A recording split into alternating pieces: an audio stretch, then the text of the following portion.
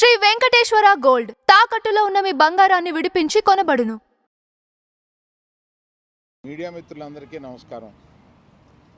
2 రోజులుగా ఇండస్ట్రీలో జరుగుతున్న విషయాలన్నీ మీకు అవగాహనలోనే ఉన్నాయి కాబట్టి వాటి గురించి వివరంగా చెప్పకుండా నేను వాటిలో వచ్చిన కొన్ని విషయాల గురించి నేను ఇక్కడ ప్రస్తావించడానికి మిమ్మల్ని అందరినీ ఆహ్వానించాను. ఇవాళ 2 రోజుల నుంచి ఆ నలుగురు అని వస్తుంది. ఆ నలుగురు కొంచెం ఆ నెగిటివ్ షేడ్ తోటి, ఆ నలుగురు కబంధాస్తాలతోటి ఈ ఇండస్ట్రీని పట్టుకుని, బాబు ఆ నలుగురికి నాకు సంబంధం లేదు, ఆ నలుగురిలో నేను లేను. ఆహా, అసలు ఇది 15 సంవత్సరాల క్రితం స్టార్ట్ అయింది ఆ నలుగురు ఆ తర్వాత ఆ 10 అయింది. అది ఎవరు పట్టించుకోలేదు. ఓ 10 మంది దగ్గర ఉన్నాయి థియేటర్లో. నేను ఆ నలుగురు వ్యాపారంలో నేను బయటకు వచ్చేసాను. నేను లేను. కోవిడ్ ఆ టైంలోనే బయటకు వచ్చేసాను. నాకున్న అంటే ఎగ్జాంపుల్ మీరు ఇలా చెప్పొచ్చు అనుకోవచ్చు, తెలంగాణలో నాకు ఒక్క థియేటర్ కూడా లేదు. ప్రస్తుతం తెలంగాణలో నాకు ఉన్నది ఒకే ఒక థియేటరు, AAA, దానికి ఓనర్.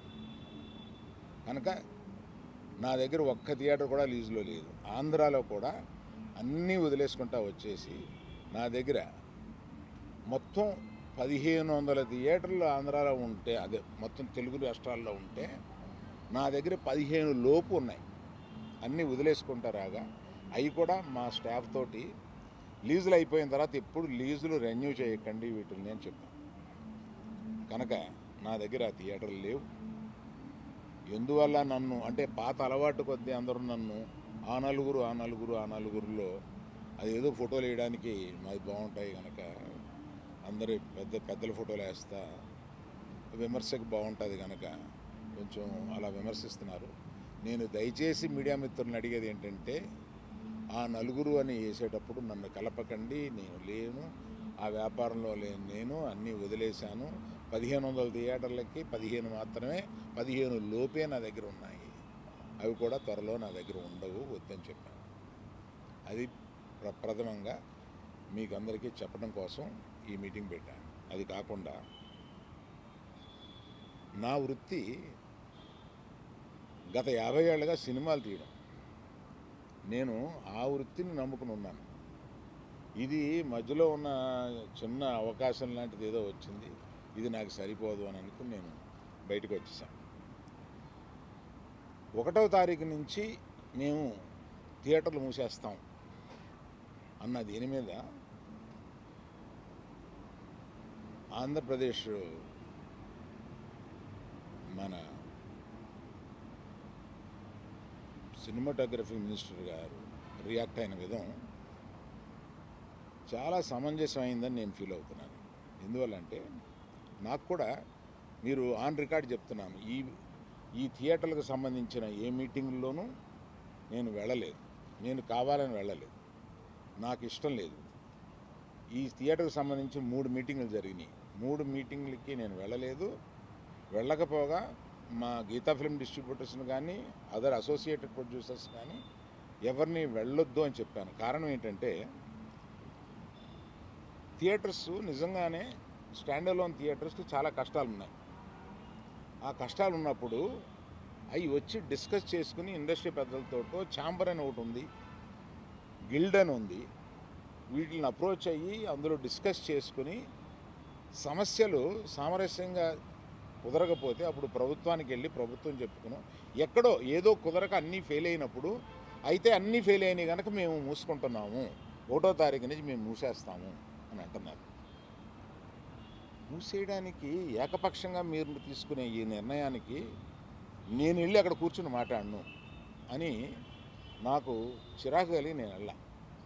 ఇది మీరు ఏమన్నా ఆ సమస్యని డిస్కస్ చేసిన తర్వాత ఒక సామరస్యమైన ఒక కంక్లూషన్ రాకపోతే చేయాల్సింది మేము మూసేస్తున్నాము. ఏమంటే పవన్ కళ్యాణ్ సినిమా రిలీజ్గా రాబోతుండగా మేము సినిమాలు మోస్తాము అనేది దుస్సాహసం. చేయకూడదు. ఆ దుస్సాహసానికి మీరు ముందడుగు వేయకూడదు. అది పెద్దలు కానివ్వండి, చిన్నలు కానివ్వండి చెప్తున్నాను. ఎందుకంటే మన ఇండస్ట్రీ నుంచి ఎవరు ఏది అడిగినా హెల్ప్ చేస్తున్న మనిషి ఆయన. ఆ రోజు మేము అశ్విని దత్ గారి కోసం కొద్దిమంది కలిపి వెళ్ళాం పవన్ కళ్యాణ్ గారిని కలవడానికి. అశ్విని దత్ గారి సినిమా వస్తుంది, దానికి కాస్త రేట్స్ ఇప్పించండి అని చెప్పి అడగడానికి. అప్పుడు ఆయన హింట్ చేశారు, చంద్రబాబు నాయుడు గారిని కలిశారా మీరు, ఛాంబర్ తరపున వచ్చి కలవండి. ఆ తర్వాత ఆ కమ్యూనికేషన్లో ఏం జరిగిందో ఏంటో ఆ తర్వాత ఎవరు దాన్ని పట్టించుకోలేదు.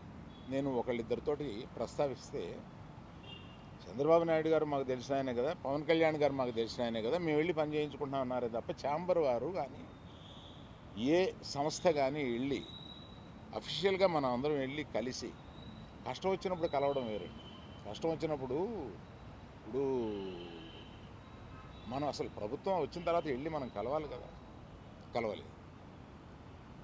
పవన్ కళ్యాణ్ గారు హింట్ చేసినా కూడా అది జరగలేదు. నిన్న ఎవరో మాట్లాడుతూ మాది ప్రైవేట్ వ్యాపారం, ప్రభుత్వానికి సంబంధం ఏముంది, ప్రభుత్వానికి సంబంధం లేదు, నేను కరెక్ట్గా చెప్పలేనది, ఆ అర్థం వచ్చేటట్టు మాట్లాడారు.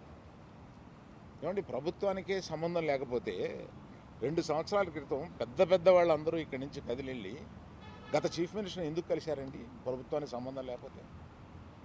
ఏ వ్యాపారం అయినా సవ్యంగా చేసుకోవాలంటే ప్రభుత్వంతో సహకారం లేకుండా అది జరగదు. అటువంటిది ప్రభుత్వంతో సంబంధం ఉంది, మాది ప్రైవేట్ వ్యాపారం, ఇది సరికాదు. ప్రభుత్వంతో సంబంధం ఉంటుంది, ప్రభుత్వం కోఆపరేషన్ కావాలి. ఒకటే ఎగ్జాంపుల్, వాళ్ళ కోఆపరేషనే అక్కర్లేకపోతే మనలో పెద్ద వాళ్ళందరూ వెళ్ళి ఎందుకు కలిశారు, గత చీఫ్ మినిస్టర్ని ఎందుకు కలిశారు? మనకు కష్టం వచ్చిందనే కదా వెళ్ళి కలిశారు. కష్టం వస్తే కానీ వెళ్ళి కలవమా? ఒక ఫార్మాలిటీ లేదా? అందువల్ల మినిస్ట్రీ నుంచి వచ్చింది నేను చదివాను, అది చాలా సమర్థనీయంగా ఉంది, ప్రశ్నలు కరెక్ట్గా ఉన్నాయి. నిజంగానే సమస్యలు ఉన్నాయండి. స్టాండ్ అలోన్ థియేటర్స్కి సమస్యలు 100% ఉన్నాయి. ఇవాళ వాళ్ళ మనుగడ కూడా కొంత కష్టం అవుతుంది. ఆ మనుగడ కష్టమైనప్పుడు వాళ్ళందరూ ఏకమై వచ్చి ఏం చేయాలా అని ఒక నిర్దిష్టమైన దీంతో కాకుండా ఇట్లాగా మేము మూసుకుంటున్నాము థియేటర్లో, ఇప్పుడు మీరు మాతో సంభాషణకు రండి, అది నాకు నచ్చక నేను వెళ్ళలేదు, అందరికీ వెళ్ళొద్దు అని చెప్పాను.